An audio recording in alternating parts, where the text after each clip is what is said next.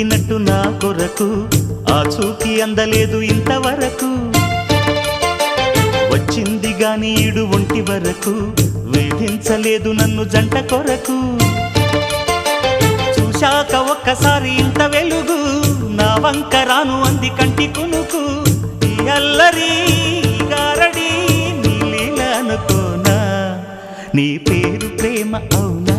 ఇవాళే నిన్ను పోల్చుకుందా